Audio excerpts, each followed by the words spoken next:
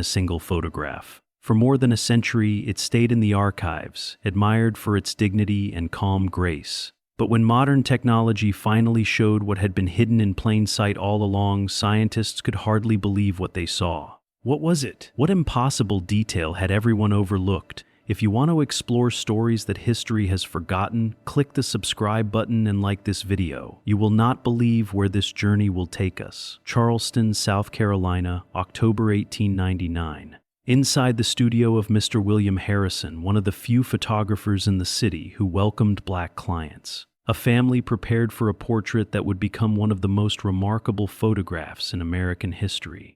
The studio smelled of developing chemicals and polished wood. Heavy velvet curtains blocked the afternoon light, while gas lamps lit a painted backdrop showing a library filled with leather-bound books. This was the dream Harrison sold, a vision of success and refinement. Thomas, the father, wore a three-piece suit of dark wool, perfectly fitted, even though his work was that of a master carpenter.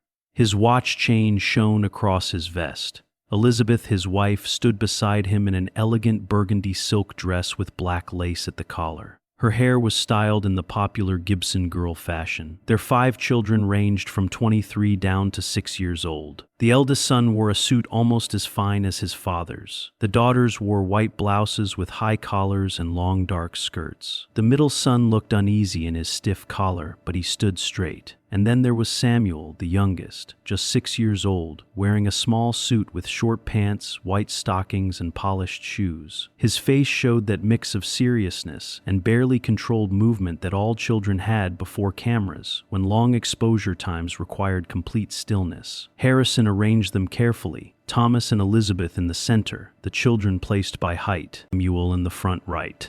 He placed a small table beside them, covering it with embroidered cloth and setting an open book on top. "Now, everyone hold very still," Harrison instructed. "Look at the lens. Think of something that makes you proud." The family froze. Samuel placed his hands at his sides, one resting lightly against his father's leg. The shutter opened. Light poured through the lens. Time paused. The photograph was taken. Thomas paid $3 and returned 2 weeks later for the prints. That photograph hung in their parlor for years, then moved through relocations and hardships until it was donated to the National Museum of African American History and Culture. It was cataloged, admired, studied, but no one noticed.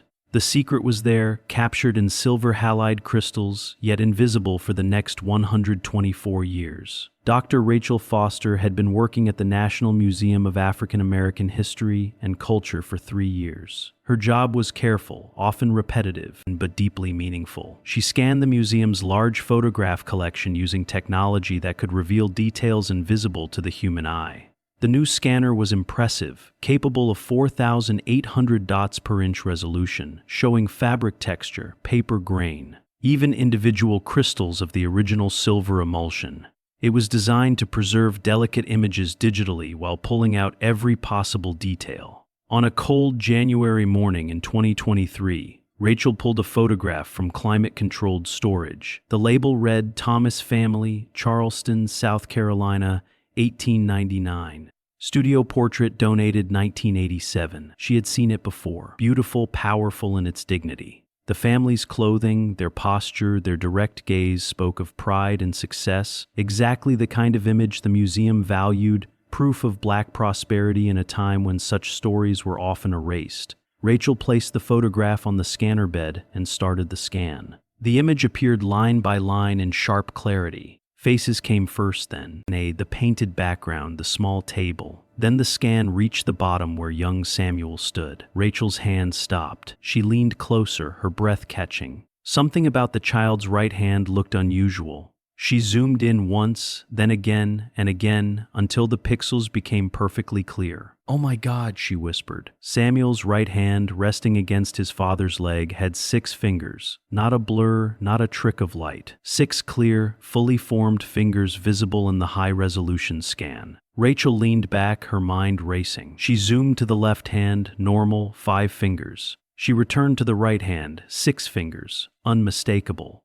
The extra digit appeared on the pinky side, post-axial polydactyly. It was not just a small growth. It looked proportional, useful, just another finger. Rachel's heart beat fast as she searched the museum database. Who was this family? Were there more photographs? Medical records? Within an hour, she had a name: Thomas Master Carpenter in Charleston. Within 2 hours, she made a phone call that would change everything. Dr. Webb, this is Dr. Rachel Foster from the National Museum of African American History. I need you to come to Washington immediately. I think I found something extraordinary. Dr. Marcus Webb arrived at the museum 48 hours later. A geneticist at Johns Hopkins University, he focused on hereditary conditions in African American populations. Marcus approached his work with deep respect for the painful history of how black bodies had been misused in medical research. Rachel met him in the examination room, the 1899 photograph resting in a protective sleeve on a light table. Beside it, her laptop showed the high-resolution scan. "Thank you for coming," Rachel said. "I need you to tell me I am not imagining this." Marcus put on white cotton gloves and lifted the photograph, studying it with his own eyes. At normal distance, the family looked as expected, dignified, well-dressed, proud. He could barely individual fingers at this level. Then he looked at the digital scan. Rachel had zoomed in on Samuel's right hand. Marcus's eyes widened. Bilateral or unilateral? Lateral. Only the right hand. Marcus studied the image closely. Postaxial polydactyly. The extra digit is beside the pinky finger. And look, it is not deformed. It appears fully formed with complete movement. He sat back, removing his glasses. This is remarkable. Polydactyly happens in about 1 in every 1,000 births. But to capture it so clearly in an 1899 photograph, and for it to go unnoticed for over a century. "There is more," Rachel said, pulling out a thin folder. "The donor said this family were master carpenters in Charleston. Multiple generations of craftsmen, highly respected." Marcus's interest grew stronger. Multiple generations. Do we know if the trade appeared in other family members? That is what I need your help to find out. They began careful historical research. The 1900 census gave them basic.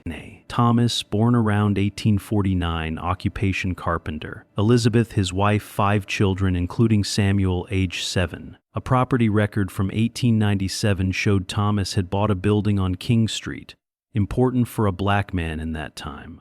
A clerk's note read, "Thomas, master carpenter of strong reputation." They were not struggling, Rachel observed. This was a successful family. Marcus nodded. Which makes me wonder, if this child had a 6th finger and the family was successful, they clearly did not hide it. They placed him front and center in a formal portrait. What does that suggest? Maybe they did not see it as shameful, Marcus replied. Or they knew about it and saw it as normal because it ran in the family. Rachel leaned forward. Then we need to follow this lineage. If it is inherited, there could be descendants alive today. The work was slow and difficult. Many post-Reconstruction records were incomplete, lost, or destroyed. Black family births were often not recorded. The Great Migration spread families across the country, breaking record trails. But Rachel stayed determined, and Marcus stayed patient. They worked together for months, slowly rebuilding the Thomas family story. Church records from Morris Street Baptist Church in Charleston gave the first real breakthrough. Thomas and Elizabeth had been active members, and careful records showed their children's births and baptisms. Samuel, born March 1893. His older siblings, James, Clara, Margaret, and William. But there was something more. A note in Samuel's baptism record written in neat handwriting said, "Received into God's grace," marked with his distinction, "Blessed be his Maker's hands." Maker's hands, Marcus repeated. That is very specific wording. Rachel searched digital church archives. Look at this. A church newsletter from 1905 mentions Thomas's carpentry business taking apprentices. It says, continuing the tradition of the maker's hands passed from father to son. Marcus felt the excitement of Nash discovery. It is a family phrase, something passed down, something special about their hands. The family line moved forward. James, the oldest, stayed in Charleston, continuing the carpentry work. His children appeared in the 1920 census. One son, Robert, showed up in city directories through the 1940s as a woodworker. Then the trail went quiet. Robert disappeared from Charleston records after 1947. Marcus checked Great Migration records, databases of Black Americans who moved north during the World Wars. There, in a 1948 Philadelphia directory, Robert Thomas, carpenter, South Street. From Philadelphia, the trail continued. Robert's children and grandchildren. Some stayed in Pennsylvania, others moved to Maryland, New Jersey, New York.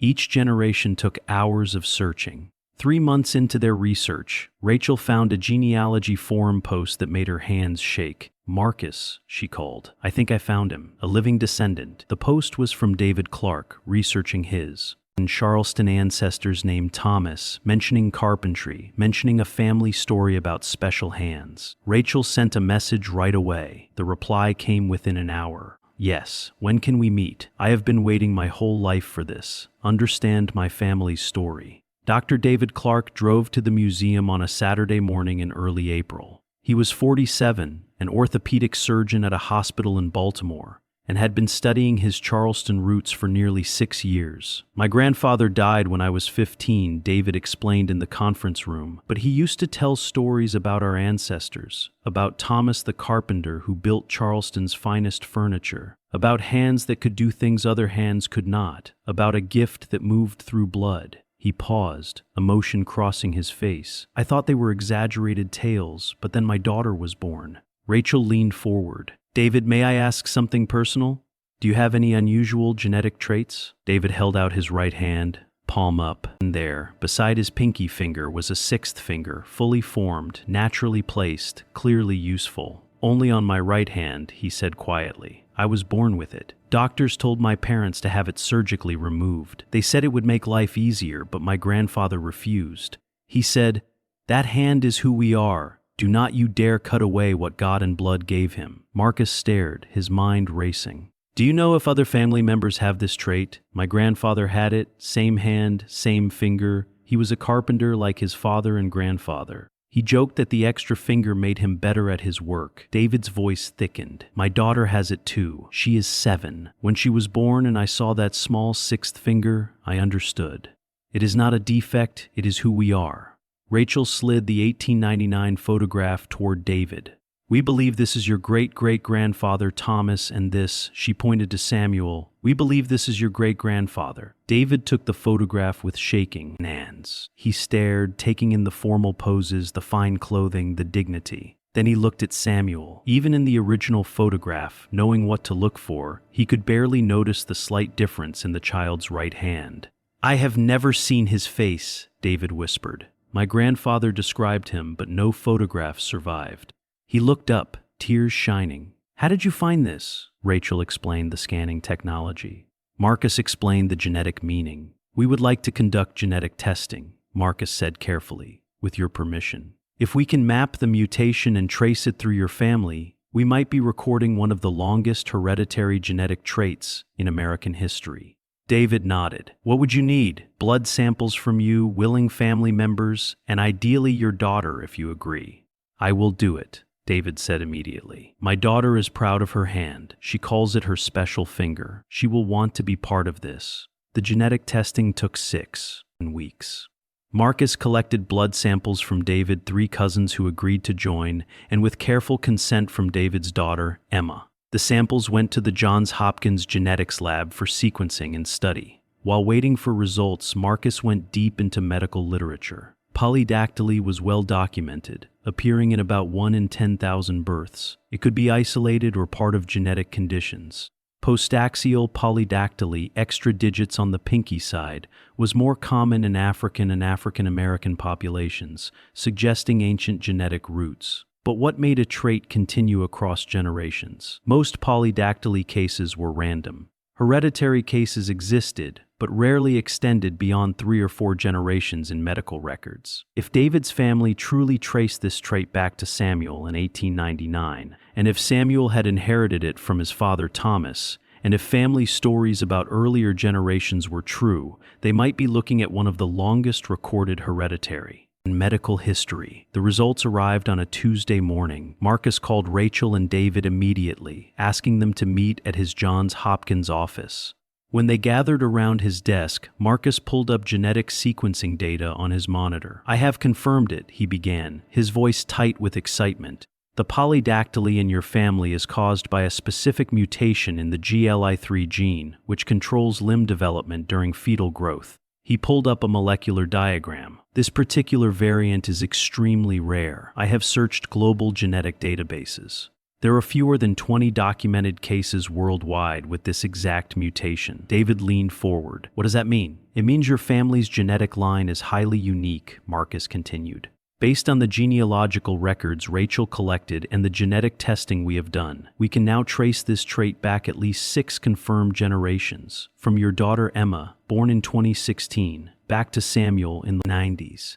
He pulled up a family tree showing the documented generations, with red marks indicating confirmed polydactyly, and based on family stories and church records that mention makers' hands being passed from father to son, the trait likely goes back even further, possibly to Thomas's father or grandfather, which would mean 8 to 10 generations in total. Rachel spoke quietly. That would place the origin sometime in the early to mid-1800s, possibly among the enslaved population.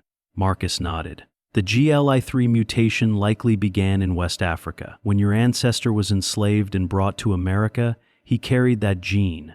Because polydactyly is a dominant trait, it had a strong chance of being passed to each generation. David sat back, absorbing the information. My grandfather said the gift came from Africa, from ancestors who were makers and builders. He was right, Marcus said, and there is something else. He pulled up comparative data. I have been studying hand function and dexterity. Nay, your 12-fingered hands do not just give you more digits, they give you better fine motor control in certain tasks. Your ancestors were not just proud because their hands were unique, they were proud because those hands made them truly exceptional craftsmen. With genetic confirmation, Marcus and Rachel deepened their historical research, determined to trace the trait as far back as possible. They returned to Charleston, visiting historical societies, church records, and even elderly community members whose families had lived in the city for generations. Mr. James Washington, a 91-year-old archivist at a small low-country museum, provided unexpected insight. Six-Finger Thomas, he said when Marcus mentioned the name. My grandfather used to tell stories, said Thomas was the finest craftsman he had ever seen, could shape wood like it was clay. He pulled out a worn leather journal, his grandfather's notes from the 1920s. My grandfather was a wheelwright. He worked sometimes with carpenters. He wrote this after Thomas passed away in 1923. Marcus read aloud. Thomas died yesterday, age 75, the finest carpenter Charleston never knew. His son James carries on the work, and James's boy too, both with their grandfather's blessed hands. They say the gift goes back to Thomas's father and his father before him, back to the old country before the chains. Rachel's eyes widened. Back to Africa, the trait existed before enslavement, Mr. Washington nodded.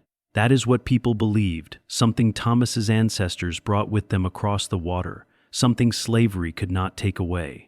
Armed with this lead, Marcus contacted researchers who study African genetic populations. Through comparative databases and migration patterns, they identified a possible origin, a region in West Africa, especially parts of modern-day Nigeria and Cameroon, where certain woodworking and metalworking guilds had been recorded by colonial writers in the late 1800s. One little-known anthropological text from 1887, written by a British colonial officer, described visiting a master carver's workshop. The craftsman had an unusual feature, 6 digits on each hand, which he said ran in his family for generations, passed from master to apprentice within bloodlines. He credited his great skill to this inherited trait. Marcus showed the text to Rachel and David during their next meeting. I cannot prove for sure that this craftsman was your ancestor, he told David. The historical record does not allow that level of detail, but the region, the time, the craft tradition, and the hereditary nature of the trait all match.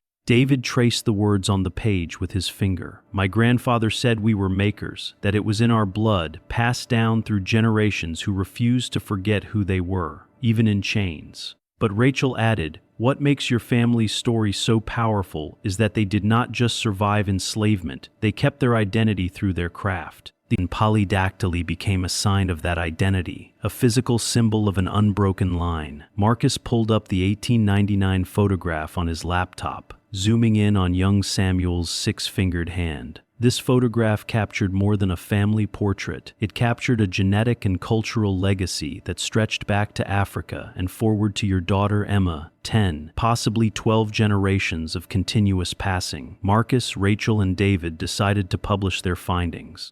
The paper, co-written by all three, was titled Hereditary Polydactyly as Cultural and Genetic Legacy, a multi-generational African-American lineage. It was submitted to the Journal of Medical Genetics and Human Evolution. The response was immediate. The journal fast-tracked peer review, and within 2 months the paper was accepted. But before publication, word spread through academic circles. Geneticists, historians, and anthropologists reached out, fascinated by the mix of genetics, history, and cultural identity. The museum decided to create a special exhibition, Hands of Legacy, the Thomas family story. Rachel curated it, featuring the 1899 photograph as the central piece, shown along with high-resolution details revealing Samuel's six-fingered hand. The exhibition also featured Harrison's medical drawings from 1904. Family charts tracing 10 generations, genetic diagrams explaining the GL3 mutation, and modern photographs of David and Emma. David added his surgical tools, placed beside replicas of Thomas's carpentry instruments. The visual comparison was powerful. The same kind of hands separated by over 100 years, both using their 12 fingers to build and to heal. The exhibition opened in September 2023. Thousands of people came in the first month. Major news outlets picked up the story: The Washington Post, NPR, The New York Times, and international media. The photograph that had remained forgotten for 124 years was now being shared around the world. But something unexpected began to happen. David began receiving messages, first dozens, then hundreds, from other people with polydactyly. Parents of children born with extra fingers wrote that they had chosen not to remove them after learning about David's family. Adults who had hidden their hands all their lives sent photos, many showing their faces along with their unique hands for the first time. One message deeply touched David. It was from a woman in Nigeria. "My son has hands like yours. In our village, we have stories of ancestors with these hands, builders and healers. Reading your family's story helped me see this is not a curse. It is a gift passed through blood." David read the message to Marcus and Rachel on the opening night of the exhibition, his voice full of emotion. "For so long I thought our story was only about my family, but it is bigger. It is about how difference can become strength, how something the medical world calls unusual can be a source of identity, skill, and pride." Marcus nodded. "Your family story changes how we think about genetic variation, not as flaws to fix, but as diversity to understand and sometimes celebrate." The exhibition's impact spread widely. Medical schools began using David's family story in genetics classes, teaching students about inherited traits through respect and cultural awareness. Support groups for families affected by polydactyly described the exhibition as life-changing, helping them see difference as something special. 6 months after the exhibition opened, David sat with his daughter Emma at the museum, standing in front of the 1899 photograph. Emma was 7 now, old enough to understand what the image meant and what it said about who she was. "That is Samuel," David said, pointing to the small figure in front. "He is your great-great-grandfather. He had hands like yours." Emma looked closely at the photograph, then at her own right hand, moving her 6 fingers. "Did people make fun of him?" David knelt beside her. "We are not sure, but we know he is." Nee was proud of him. They dressed him in their best clothes and took him to a photographer's studio that was expensive at that time. They placed him right in front where everyone could see him. They did not hide him. "Like you and Mom did not hide me," Emma said. "Exactly like that." Emma looked again at the photograph. "Tell me again about the maker's hands." David smiled. "Your great-great-great-grandfather Thomas was a carpenter. He made things from wood. His father was also a carpenter, and his father before him. They had hands like ours with an extra finger, and people said it made them the best craftsmen in Charleston. They called them maker's hands because they could create things others could not." "And you are a doctor," Emma said. "You fix people's hands." "I do, and my extra finger helps me perform surgeries that other doctors find difficult. It gives me more control and better precision." Emma moved her fingers again, watching them carefully. "When I grow up, what will I create? And with my maker's hands?" The question stayed in the air, full of possibility. David felt emotion rise in his throat. Whatever you want, sweetheart, whatever you dream of. They stood quietly together. 3 centuries of shared genetics connecting them to the small boy in the photograph. Samuel, frozen at age 6, dressed in his best clothes, his right hand resting against his father's leg, his 6 fingers captured in silver crystals, waiting 124 years to be truly seen. Later that night, Emma asked if she could write a letter to Samuel. David helped her write it. Dear great-great-grandfather Samuel, my name is Emma. I am 7 years old. I have hands like yours. 6 fingers on my right hand. My daddy says you were proud of your hands, and your family was proud of you. I am proud too. I am proud of my hand, and I am proud that we are family. Thank you for not hiding. Thank you for being in the picture so we can find you. Love, Emma. David placed the letter in a frame next to Emma's, and photo on his desk. 2 children separated by 124 years, connected by 6 fingers and an unbroken bloodline. Both photographed, both seen, both proud. 1 year after the exhibition opened, David returned to Charleston for the first time since he was a child. He brought Emma with him, wanting her to see where her ancestors had lived and worked, to walk the same streets, to touch the wood they might have shaped. They found the building where Thomas's carpentry shop once stood on King Street. It was now a restaurant, completely changed, but the structure remained. The high ceilings, the wide doorways, the thick beams spoke of 19th century craftsmanship. The restaurant owner, learning why they had come, allowed them to explore. In the basement, beneath modern changes, original wooden beams were still there. David ran his 12-fingered hand across the wood, feeling the marks of tools, the precise joints made without nails or screws. Your great-great-great-great-great-great-great-great-grandfather made this, Emma, with hands like ours. They visited Morris Street Baptist Church, where Samuel had been baptized. The pastor welcomed them warmly and showed Emma the original records, where her ancestor's name was written carefully along with a note about maker's hands. At the museum's Charleston location, they saw a traveling version of the exhibition. Local families came, many of them descendants of black craftsmen and workers who had helped build Charleston despite facing injustice. They shared stories of their own ancestors and family traits. An elderly woman came up to David and Emma. My great-grandfather knew Thomas, she said. He used to tell stories about him. Said he was quiet, but his work spoke loudly. Said you could always recognize furniture made by Thomas because it was perfect. The joints were tight, the finish smooth. He said Thomas had special hands. Emma raised her right hand. I have them too. The woman's eyes widened and filled with tears. She gently held Emma's hand. Blessed child, you carry him with you. That evening, sitting on a hotel balcony overlooking Charleston Harbor, David told Emma about the Middle Passage, about enslaved Africans brought across the ocean in chains, about how her ancestor, perhaps Samuel's great-great-grandfather, survived that journey with nothing but his body, his memory, and the genes passed down through generations. They took everything from him, David said softly, his freedom, his home, his name, his language. But they could not take what was in his blood, and that passed forward through your great-great-great-great-great-great-grandfather, through Thomas, through Samuel, through my grandfather, through me, and now to you. Emma looked at her hand in the fading light, the gift that travels through blood. Yes, and I will pass it to my children. Maybe, if you have children and they inherit it. The trait is dominant, so there is a strong chance, Emma smiled. I hope they do. I hope they have maker's hands too. 6 months later, the academic paper won the Journal of Medical Genetics Award for Excellence in Historical Genetics Research. David, Rachel, and Marcus accepted it together at a ceremony in Baltimore. In his speech, David spoke not about science, but about identity and survival.